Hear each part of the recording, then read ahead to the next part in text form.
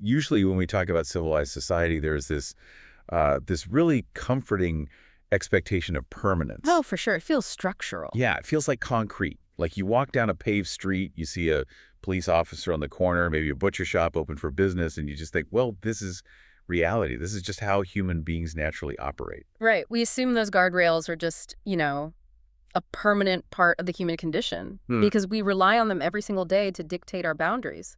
But then you step into the world of Joseph Conrad's Heart of Darkness, and suddenly that concrete starts feeling like very, very thin ice. It really does. It's terrifying, honestly. It is. We're looking at a psychological landscape where those external rules, the policeman and the butcher, as the book literally puts it, are entirely stripped away. And today, we are bringing you a Claire and Horatio book candy companion conversation to explore precisely what happens when that ice breaks. And this is designed for you, the listener, as a literate, engaging roadmap before or even after you experience the Claire and Horatio audiobook of Conrad's masterpiece. Yeah, and just to set the parameters right away, this is a full companion conversation. We're exploring the entire journey, so complete spoilers for the text are baked into the discussion from here on out.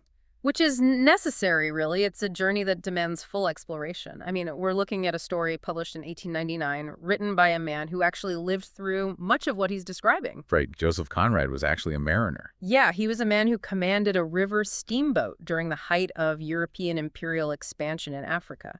So the book is this incredibly dense, layered text. On the surface, it masquerades as a Victorian adventure tale, but underneath, it is a profound, unsparing exploration of the fragility of human restraint. The stakes here are just incredibly high. Like we're following a man named Marlowe as he navigates this mighty snake-like river into the absolute unknown, only to find that the true terror isn't, the jungle. Right, or the native populations, or the diseases. Yeah, the true terror is the boundless capacity for brutality within the human mind itself. It makes me think of like a psychological survival situation. You're dropped into the wilderness, and you expect the monster to be lurking in the woods. But the monster is actually your own unchecked potential. Yes. Does the removal of societal rules create a monster, or does it simply unmask one that was always there? That is the pivotal question of the entire text. Are we inherently moral creatures who occasionally stumble, or are we inherently savage creatures just being held in check by the artificial pressure of civilization? And Conrad does not offer comforting answers. No, he really doesn't. To understand this descent into the self, we first have to look at where the story begins and the remarkable historical mirroring the author uses to set the stage. Because the story doesn't actually begin in the jungle. Right. It begins in England. It starts on a boat called the Nelly, which is a cruising yawl anchored on the River Thames at dusk. Yeah. So we have this frame narrative. A group of men are sitting together, the director of companies, the lawyer, the accountant, and our narrator, Marlowe. And Marlowe is sitting cross-legged right aft, leaning against the mast, and the text says he resembles an ascetic idol. The setting here is so crucial. They're floating on the Thames, right in the heart of the British Empire, the very center of what they consider the pinnacle of the civilized world. And the unnamed narrator, who is listening to Marlowe, describes the Thames in these glowing, almost mythical terms. He evokes the great knights-errant of the sea guys, like Sir Francis Drake, Sir John Franklin. Men who went out bearing the sword and the torch. Yeah, messengers of the might within the land. He talks about the dreams of men, the seed of commonwealths, the germs of empires floating out on that river. It sounds so noble, so grandiose, but then as the sun sets and the physical world around these men literally plunges into pitch darkness, the temperature just completely changes. Marlowe suddenly speaks up out of nowhere. Right. He looks out at the brooding gloom over London and says, and this also has been one of the dark places of the earth. It is such a brilliant, destabilizing opening. By having Marlowe equate the civilized British Empire of the 19th century to the ancient, savage Britain conquered by the Romans 1900 years ago, the book immediately undercuts the idea of permanent, inherent civilization. Marlowe asks his listeners to imagine a Roman commander coming to the very end of the world. Imagine a sea, the color of lead, a sky, the color of smoke, sandbanks, marshes, forests, savages, disease, exile, and death just, skulking in the air. He paints this picture of a civilized Roman citizen landing in a swamp, marching through the woods, and feeling the utter savagery closing around him. The fascination of the abomination, as Marlowe calls it. Yeah, the growing regrets, the longing to escape, the powerless disgust, the surrender, the hate. And what strikes me is how he forces these very comfortable Victorian men on the Nelly to realize that their pristine, paved city was, historically speaking, a terrifying jungle just 5 minutes ago. It's a direct mirror to what Marlowe himself is about to experience and what the European powers are doing in the setting of the story. The cultural setting of Marlowe's main tale involves what he calls a continental concern, a massive trading society aiming to run an overseas empire for profit. We're mapping the world in colors. Yeah. Red for British territories, blue, green, orange, and then this yellow patch dead in the center of the continent. That yellow patch is where Marlowe is going. And he notes that the administration of these conquerors is merely a squeeze. They are grabbers. He calls it robbery with violence, aggravated murder on a great scale. But then he says something that genuinely makes you pause and struggle with his worldview. He claims that the conquest of the earth is not a pretty thing when you look into it too much, but what redeems it is the idea only. An unselfish belief in the idea. Right. Something you can set up and bow down before and offer a sacrifice to. How do we even reconcile that? Is the book suggesting that having a noble, civilizing mission actually justifies the brutality? Or is Marlowe exposing the idea itself as a dangerous, self-deluding myth? Because saying an idea redeems mass robbery feels incredibly contradictory. It does. And if we connect this to the broader mechanics of the text, I would argue strongly for the latter. The idea is the overarching myth that allows civilized people to sleep at night while atrocities are committed in their name. Throughout the text, we hear about the International Society for the Suppression of Savage Customs and the lofty rhetoric of humanizing, improving, instructing.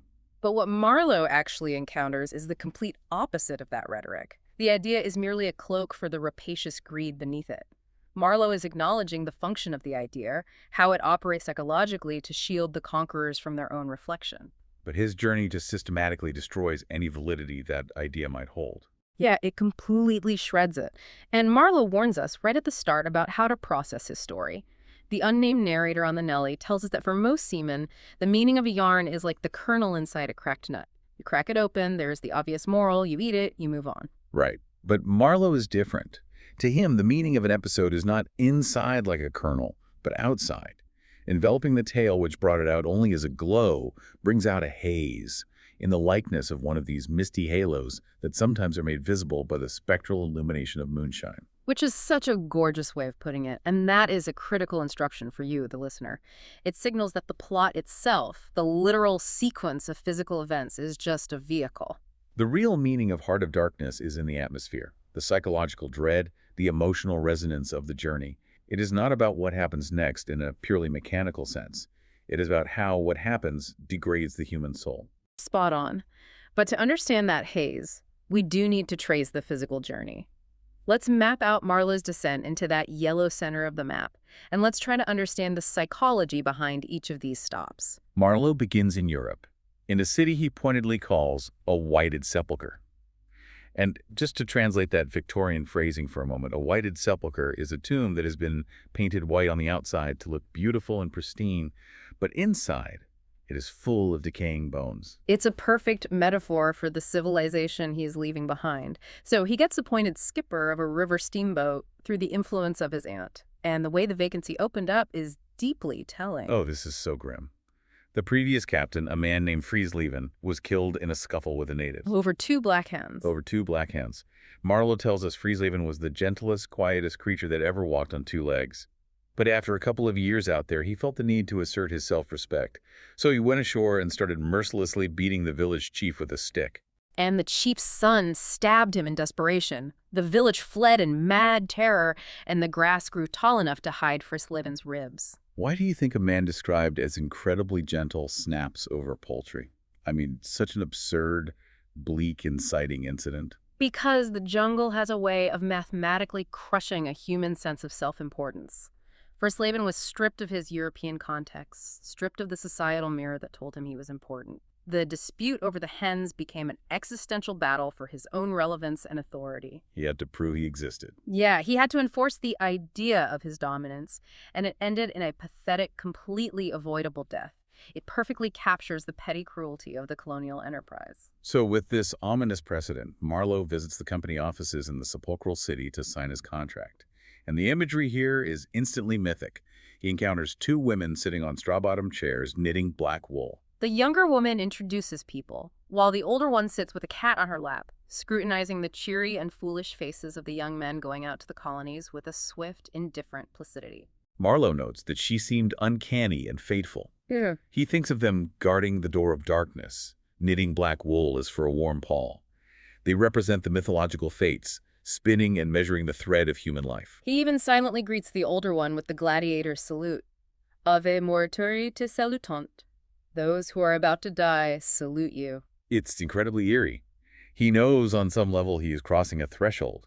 And right after that, he visits an old company doctor who insists on measuring his skull with calipers. Yes. The doctor asks if there's any madness in his family and cheerfully notes that the real changes take place inside. I mean, this is phrenology, right? The debunked Victorian pseudoscience of predicting personality from skull shape. Yeah, and the irony is thick. The doctor is trying to quantify and measure the human soul using the tools of civilized science, completely oblivious to the fact that the actual psychological devastation Marlowe will face cannot be mapped with calipers. The doctor is safely insulated in the white tomb of the city, sending men into the psychological meat grinder. After saying goodbye to his aunt, who, by the way, talks a lot of humbug about weaning ignorant millions from their horrid ways, completely missing the point that the company is run purely for profit, the voyage finally begins. He travels on a French steamer down the coast of Africa, and the way Conrad describes this coast is just haunting. It's almost featureless, a colossal jungle, dark green to the point of being almost black, fringed with white surf. The ship just casually drops soldiers and custom house clerks into this god-forsaken wilderness. Marlowe says watching the coast slip by is like thinking about an enigma. It seems to keep him away from the truth of things, trapped within the toil of a mournful and senseless delusion. And that sense of senseless delusion reaches a peak when they encounter a French man-of-war anchored off the coast. An entire warship sitting off a formless, empty coast, firing its 6-inch guns into a blank continent. Pop goes the gun. A small flame, a little white smoke, a feeble screech, and nothing happens. I'm so glad you brought this up early, because this fundamentally shifts how you read the book.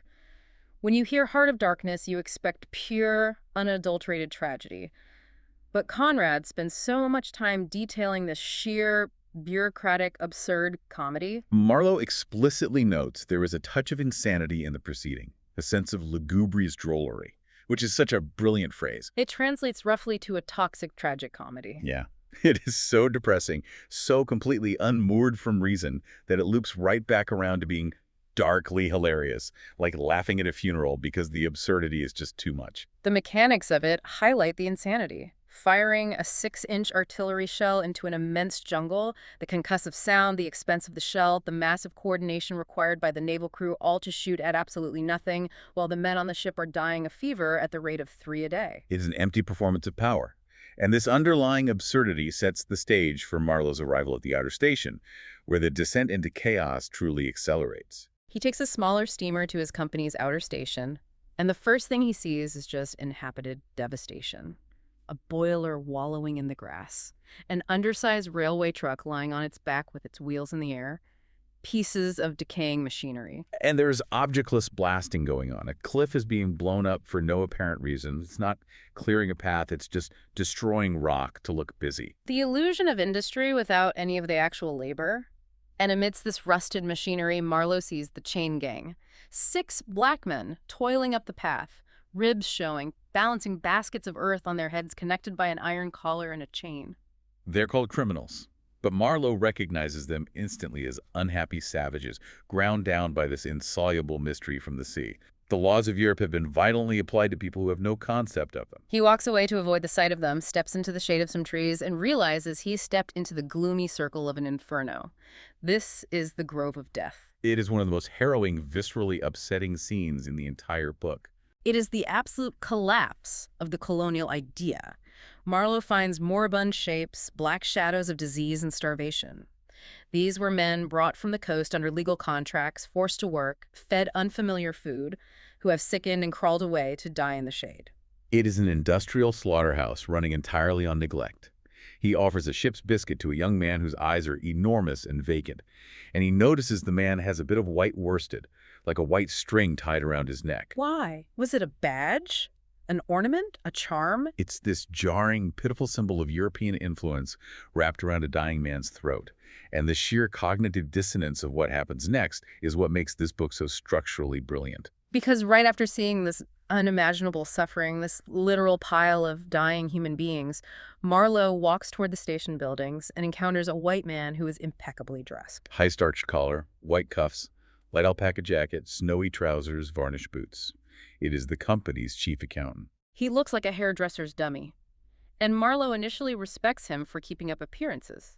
He thinks the starched collars are a sign of character, a backbone. But is it character? I genuinely struggle with this. Is maintaining a starched collar in a jungle a sign of discipline? Or is it psychopathy?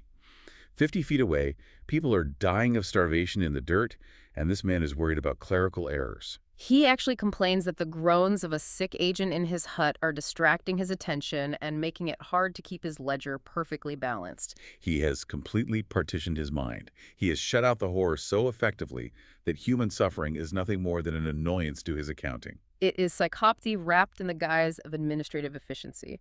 And it's here, in the office of this perfectly dressed psychopath, that Marlowe first hears the name of Mr. Kurtz.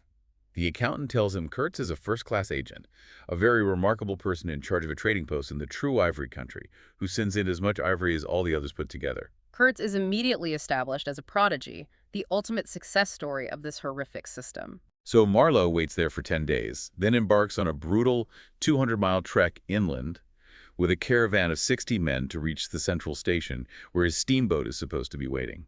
It is a grueling march through empty land and abandoned villages. The native populations have completely fled from the European presence. When he finally hobbles into the central station, he receives devastating news. His steamboat is at the bottom of the river. And it is a completely unnatural wreck. The manager of the central station had taken it out in a sudden hurry with a volunteer skipper and tore the bottom out of her on stones within 3 hours. Was it intentional? Because Marlowe suspects it was intentional, or at least born of such extreme incompetence that it blurs the line. It serves the manager's purpose perfectly. The manager is a fascinating study in a very specific kind of evil. He inspires neither love nor fear, only uneasiness. He has no genius for organizing, no learning, no intelligence. His only real power is his triumphant health. He simply outlasts everyone else. Sickness doesn't touch him. By sinking the boat, he delays Marlowe from reaching Kurtz, whom the manager views as a massive threat to his own position. This central station is a nightmare of a different kind. It is run by this manager, and it's full of white men strolling aimlessly about with long staves, whom Marlowe sardonically dubs the Pilgrims. And we have to talk about the absurdity of these pilgrims. Conrad calls the devil driving these men a flabby, pretending, weak-eyed devil of a rapacious and pitiless folly. They are bewitched by greed, but utterly lack the hardihood or courage to actually achieve anything. The word ivory rings in the air. They seem to pray to it, yet they do no actual work. They beguile the time by backbiting and intriguing against each other for percentages and promotions. It's a devastating indictment of systems that prioritize appearances and internal politics over reality. I always compare the central station to the worst, most toxic corporate office imaginable. It's a place where everyone is trying to get promoted, everyone is CCing the boss on passive-aggressive emails, but literally no one knows how to do their jobs. The drainage pipes are smashed, machinery is rusting, but the PR buzzwords are still flowing. Take the brickmaker, for example. Oh, the brickmaker. He's an agent who makes absolutely zero bricks. He's been there a year and hasn't made a single brick. He claims he lacks materials. Instead, he acts as the manager's spy. And inside the brickmaker's room, Marlowe sees a painting. A sketch in oils of a woman, draped and blindfolded, carrying a lighted torch. The background is somber, almost black. It was painted by Mr. Kurtz. That painting is practically a thesis statement for the colonial mission's dangerous delusion. The blindfolded bringer of light into the darkness, she is bringing civilization, but she cannot see the destruction she is causing. She is blind to her own reality. The brickmaker calls Kurtz an emissary of pity and science and progress. He tells Marlowe that the same people who sent Kurtz the Gang of Virtue also recommended Marlowe. Marlowe realizes the manager and the brickmaker are deeply threatened by Kurtz's ideology and his success. Marlowe decides to play along, letting the brickmaker believe he has immense influence in Europe simply because he thinks it might help Kurtz in some vague way. But what really drives me crazy in this section, and it highlights the absurdity we were talking about earlier, is Marlowe's obsession with rivets. The rivets are essential. Right. He just wants to fix his sunken boat. He has plates that would patch the hull, but he has nothing to fasten them with. He knows there are cases of rivets piled up and bursting open down at the coast. You could literally kick loose rivets in the dirt in the station yard down by the ocean. But up at the central station where they are desperately needed, there isn't a single one. It is a massive supply chain failure that reflects the moral and structural failure of the entire enterprise. I mean, he practically begs the brickmaker for them. He and the boilermaker do a jig on the deck because they think rivets are finally coming. But they don't come. Why can't they just send a messenger to get the rivets? Because the system is not designed to be productive, it is designed to extract. The rivets represent the practical glue holding reality and sanity together against this fantastic invasion. Without rivets, there is no work. Without work, there is only the creeping madness of the station, the backbiting, the aimless wandering. The failure of the company to provide rivets is the ultimate symbol of their systemic failure to provide anything of structural, moral, or practical value. And what arrives instead of rivets? The El Dorado exploring expedition. This devoted band arrives in sections, led by donkeys, carrying tents and camp stools and white cases. Marlowe says they look like they are lugging the loot of outfit shops into the wilderness. They have the talk of sordid buccaneers, greedy without audacity, cruel without courage. They wander into the jungle to tear treasure out of the earth with no more moral purpose than burglars breaking into a safe. And nature responds appropriately. Long afterwards, news comes that all the donkeys are dead. As for the men, Marlowe dryly notes, they no doubt found what they deserved. The jungle swallowed them whole. So, after months of agonizing delays, Marlowe finally manages to patch the boat without the proper rivets, and the journey upriver begins. This is where the psychological pressure cooker really seals shut. Marlowe, the manager, a few pilgrims, and a crew of natives. Navigating this river is described as traveling back to the earliest beginnings of the world. The air is thick, heavy, sluggish. There is a great silence that doesn't resemble peace. It's the stillness of an implacable force brooding over an inscrutable intention. The psychological toll of the navigation is immense. The river is treacherous. Marlowe has to focus intensely on the surface of the water snags, hidden banks, sunken stones, just to keep the tin pot steamboat from sinking. He points out that attending to the mere incidents of the surface hides the inner truth. It is a coping mechanism. The reality of the wilderness is too overwhelming to contemplate directly, so he focuses on the mechanics of steering. But how do you stay sane when the mechanics aren't enough? About 50 miles below the inner station, they find an abandoned reed hut with a warning. Wood for you. Hurry up. Approach cautiously. And inside the hut, Marlowe finds a book, An Inquiry into Some Points of Seamanship by Towson. It's an old, dreary manual full of illustrative diagrams and repulsive tables of figures about the breaking strain of ship's chains and tackle. To a modern reader, a manual on chains sounds incredibly boring. But to Marlowe, finding it is like coming upon something unmistakably real. In the midst of the fantastic invasion where words have lost their meaning and work is merely a pretense, Towson's book represents an honest concern for the right way of going to work. It's the math. The math holds the universe together when everything else is falling apart. The dreary mathematics of chains and tackle prove that logic and cause and effect still exist somewhere. It is an anchor against the bewildering dream sensation of the jungle. And the margin notes in the book. Marlowe thinks they are written in cipher, an extravagant mystery. It turns out they were just written in Russian by a previous visitor, but for a while that cipher represents the impenetrability of human intention in this environment. Which perfectly sets the stage for the literal impenetrability they face next. About 8 miles from Kurtz's station, they drop anchor for the night. The next morning, a white fog settles over them, blinding, clammy, and complete. And from the fog comes a very loud cry of infinite desolation, followed by a complaining clamor of savage discords. The sheer unexpectedness of it is terrifying.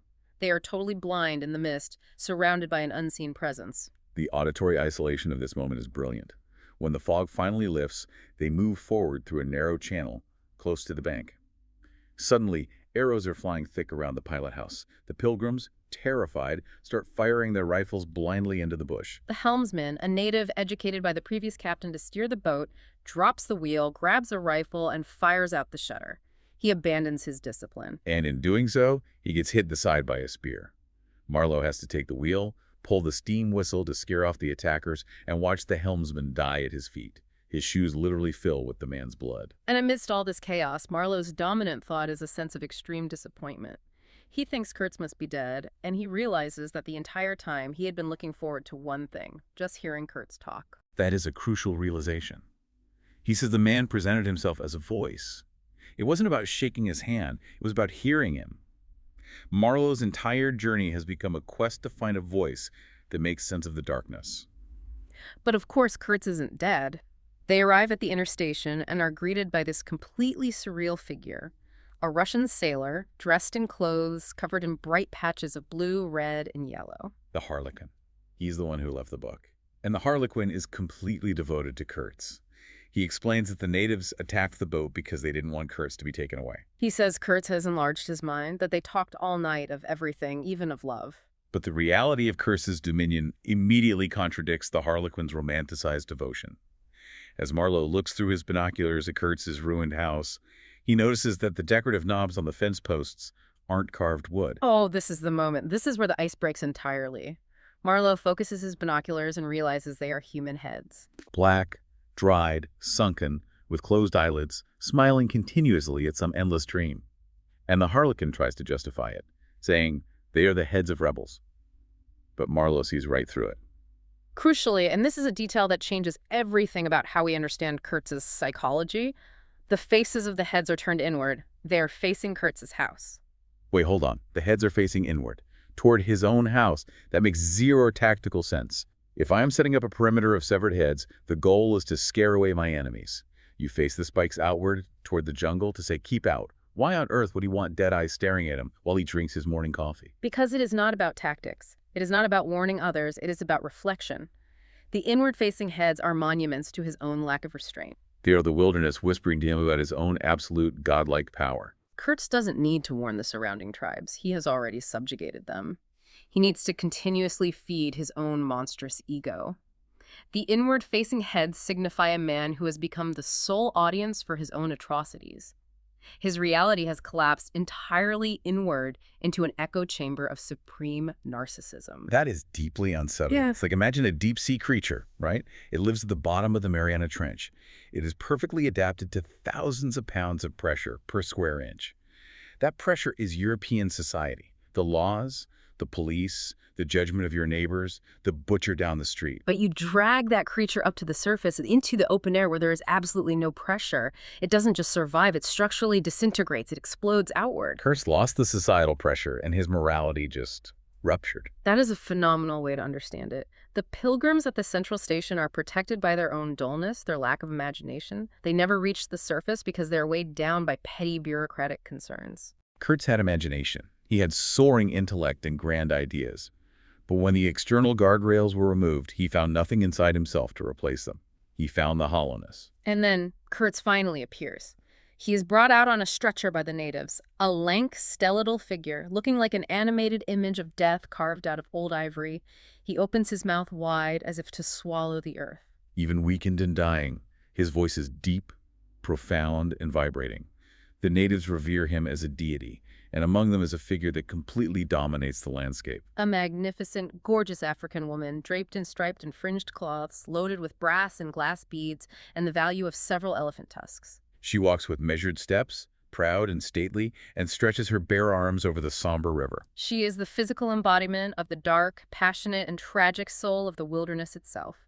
She represents the terrifying, vital reality of the jungle that Kurtz surrendered to. She's formidable, fierce, and completely unapologetic in her grief and her power. Contrast her with the Intended, whom we meet at the very end of the book back in Europe. The Intended is Kurtz's fiancée. She is all in black, floating in the dusk of a lofty drawing room that feels like a mausoleum. She has a pale visage, a pure brow, surrounded by an ashy halo. Her glance is guileless and trustful. She is the exact opposite of the vital, powerful woman on the shore. The Intended represents the European illusion. She is the beautiful, fragile lie, that society tells itself to maintain the pretense of civilization. She believes Kurtz was a saint, an apostle of goodness. Marlowe realizes that the reality of the African woman and the reality of Kurtz's actions could never be reconciled with the sterile, naive world of the intended.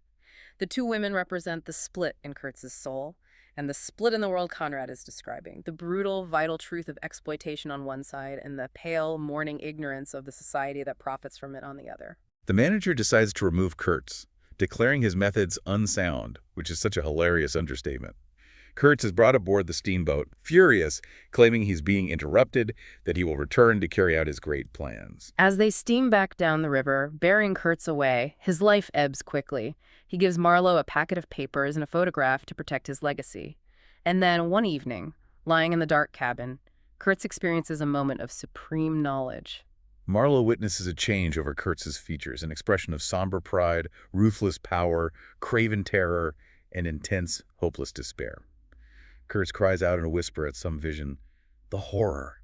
The horror!" It is his final judgment upon his own soul, his ultimate realization of the darkness he has embraced and the darkness of the universe itself. The manager's boy pops his head in and casually announces, "Mr. Kurtz, he dead." They bury him in a muddy hole. Marlowe nearly dies himself on the journey back, but he survives and returns to Europe, to the sepulchral city. And this brings us to the final, most debated action in the book. Marlowe visits the intended. She is still in deep mourning. She asks Marlowe for Kurtz's last words, needing something to live with. And Marlowe, who earlier states that he hates and detests a lie because it has a taint of death, looks into her trusting eyes and explicitly chooses to lie. He tells her that the last word Kurtz pronounced was her name. She cries out in triumph and pain, believing it completely. Marlowe feels as though the heavens should fall for this lie, but they don't. He leaves her to her beautiful illusion because the truth, the horror, would have been too dark altogether. I genuinely struggle with this. Why does he lie? Does Marlowe fail his own moral test here? By preserving her illusion, he ensures that the truth what happened in the heart of darkness remains hidden. Is the book arguing that civilization actually requires this willful ignorance? If everyone in London knew the brutal reality of how their comfort and wealth was obtained, would the whole sepulchral city collapse? Do we build our comfortable lives actively choosing to ignore the realities that sustain them? By lying, Marlowe becomes complicit in the very system of hypocrisy he has spent the entire narrative despising. It is a profound moral compromise. He seals the darkness away behind a mahogany door to protect the beautiful world of societal illusion. And all of these thematic weights, the hollow rhetoric, the deep-sea pressure of society, the required lies, are magnified intensely by how the story is delivered. Which brings us to why the audiobook experience is not just an alternative way to consume Heart of Darkness, but arguably the optimal way. When you look at the structure of the book, Heart of Darkness is explicitly, mechanically, a story about the act of listening. Marlowe isn't writing a memoir, he is a voice speaking in the dark to a captive audience on a boat. Yes, from the perspective of the frame narrator on the Nelly, it becomes too dark to see anyone. He says, "It had become so pitch dark that we listeners could hardly see one another. For a long time already, he, sitting apart, had been no more to us than a voice." His story shapes itself without human lips in the heavy night air of the river. And Kurtz himself is primarily defined as a voice. Marlowe says, "I made this strange discovery that I had never imagined him as doing, but as discoursing." The man presented himself as a voice. Even at the very end, when Kurtz is a skeletal shadow of a man, Marlowe says, "A voice. A voice." It rang deep to the very last. It survived his strength to hide in the magnificent folds of eloquence the barren darkness of his heart. Conrad is deeply concerned with the power and the danger of eloquence, of spoken words. When you read the words on a physical page, your eyes are doing the work. You control the pacing. You can look away, put the book down, distance yourself from the horror. You are safe in a well-lit room. Your brain can parse the dense Victorian sentences at its own leisure. But when you listen to the Clear Narratio audiobook, the dynamic shifts completely. You are put directly in the shoes of the unnamed narrator on the Nelly. You are sitting in the dark, captive to Marlowe's hypnotic, rambling, and sometimes contradictory voice. You can't speed it up or skip the dense paragraphs without breaking the spell. You are forced to endure the journey at the pace of the river current. The auditory experience mirrors the sensory deprivation of the fog scene. When Marlowe describes the white fog coming down like a shutter and the sudden, intolerably excessive shrieking bursting out of the mist, hearing an actor deliver that tension traps you in the sensory experience of the river. The whispers, the throb of the drums, the final breathless whisper of the horror. The horror. These are inherently auditory phenomena. Conrad wrote a story meant to vibrate in the ear. I liken the audiobook experience to the primal act of sitting around a campfire listening to a ghost story. The fire is warm, but the shadows at the edge of the firelight seem to move. The darkness outside the circle feels oppressive. Marlowe's voice is the firelight, and the story he's telling forces you to look into the shadows which represent the unspoken, terrifying truths of the human condition. And Marlowe acknowledges the difficulty of this oral transmission. He interrupts himself at one point and cries out, "Do you see the story? Do you see anything? It seems to me I'm trying to tell you a dream making a vain attempt. No, it is impossible. It is impossible to convey the life sensation of any given epoch of one's existence. We live as we dream alone." The audiobook captures that desperate, struggling attempt of one human voice trying to bridge the gap of existential loneliness. That ghost story around the campfire carries a warning that echoes far beyond the era of 19th century trade companies, which leads us to the modern resonance of the book. What does Heart of Darkness say about the human condition now, today, without reducing it to a high school English class cliché? The core thematic tension that resonates most powerfully today is the concept of restraint versus hollowness. Throughout the journey, Marlowe observes different forms of restraint. He looks at his crew of native cannibals, who have been paid in useless pieces of brass wire and has subsisted on a few lumps of rotting hippo meat. They are 30 big, powerful, starving men facing 5 plump white men. By all laws of physical necessity, they should have overwhelmed the pilgrims and eaten them. Marlowe is absolutely baffled by it. He says, restraint. What possible restraint? Was it superstition, disgust, patience, fear, or some kind of primitive honor? He notes that no fear can stand up to hunger, no patience can wear it out. It takes a man all his inborn strength to fight hunger properly. And yet the cannibals don't attack. They possess an innate, baffling restraint. Contrast that with the manager. The manager also possesses restraint, but it is of a remarkably shallow kind. When they are stuck in the fog and hear the screams, the manager says he would be desolated if anything happened to Mr. Kurtz. Marlowe notes that the manager is sincere, but only because he is just the kind of man who would wish to preserve appearances. That was his restraint. His morality is entirely dictated by the rules of corporate decorum and self-preservation. It is a suit he wears, not a conviction he holds. And then we get to Kurtz. Kurtz has no restraint, not at all. And the reason he has no restraint is because, as Marlowe discovers, he is hollow at the core. When the wilderness tested him, when the guardrails of Europe were removed, there was nothing inside to stop his monstrous passions. We see the terrifying danger of this hollowness in Kurtz's report for the International Society for the Suppression of Savage Customs. Marlowe reads it. It is 17 pages of eloquent, vibrating, magnificent peroration. Kurtz argues that whites appear as supernatural beings, that by the simple exercise of will they can exert a practically unbounded power for good. It is a soaring altruistic appeal that makes Marlowe tingle with enthusiasm. But then comes the postscript. Scrawled much later, in an unsteady hand, at the very end of this beautiful moralistic essay, it blazes like a flash of lightning. Exterminate all the brutes. That is the modern resonance right there. The profound danger of soaring, altruistic rhetoric masking catastrophic harm. Kurtz was considered a universal genius. We are told he was an artist, a journalist, a musician. A cousin tells Marlowe that Kurtz could electrify large meetings, that he had the faith and could get himself to believe anything, that he would have been a splendid leader of an extreme political party. It doesn't matter which party or which century. He represents the intoxicating, destructive danger of pure charisma divorced from moral grounding. How often today do we see leaders, innovators, or visionaries who speak beautifully about changing the world, about progress and humanizing our future, but when you look at the actual mechanics of their empires, you find the equivalent of objectless blasting, smashed drainage pipes, and a grove of death. The capacity for brilliant people to justify horrific actions through the sheer force of their own eloquence is a timeless human flaw. It forces you to question the systems we participate in today. Are we the pilgrims, wandering aimlessly, obsessed with our own petty percentages, blind to the suffering our supply chains create? Are we relying on the beautiful rhetoric of progress to excuse systemic destruction? And that is the emotional weight of the journey. The darkness Conrad describes is not a geographic location on a map. It is an ever-present latency within the human mind, waiting patiently for the external checks and balances to fall away. Which leaves us with our final thought. At the very end of the story, Marlowe ceases speaking. The listeners on the Nelly look out at the tranquil waterway of the Thames under an overcast sky. And the narrator realizes that this river, leading to the uttermost ends of the earth, seems to lead into the heart of an immense darkness. The darkness isn't out there, it's right here. It's in London, it's in us. So, as you prepare to embark on this audio journey, I challenge you to ask yourself, if all your external guardrails, your reputation, your fear of the law, the gaze of your neighbors, the structures of your daily routine were removed today, what kind of shape would your inner truth take? Would you find solid ground?